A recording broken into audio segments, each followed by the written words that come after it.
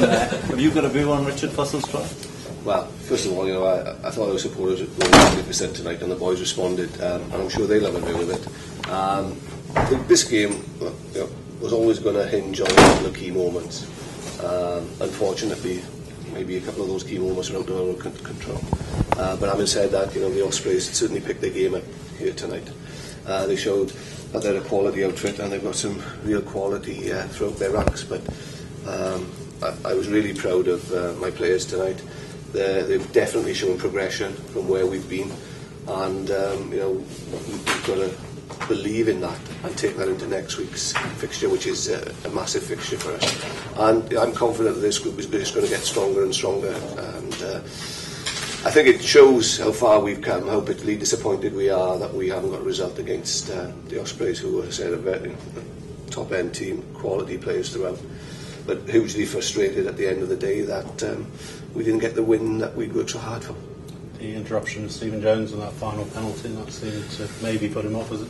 That's nice when maybe, as I say, there were a couple of key incidents in the game, and we weren't always in control of all of them, so that was the disappointing thing.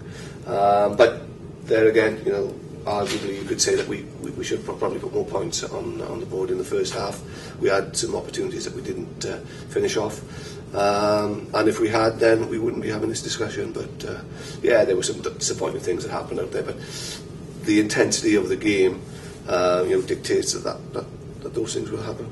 The positive side, did almost you and the move to the stadium come of age a bit tonight? Well, as I said earlier, I think there's a lot of positives in the way that this team is performing at the moment, and rightly so. And I think there's a lot more to come from them. At times we were a little bit inaccurate, and at times we didn't take the opportunities as they presented themselves. And at times we give the Ospreys opportunities to counter, and they did it very well, which we knew they would if we'd given them those opportunities. But overall, this side is going absolutely in the right direction. There's a great spirit here. There's a great belief that we can move things forward, but we're probably not where the Ospreys are. They're probably 3-4 years down the line from where we are.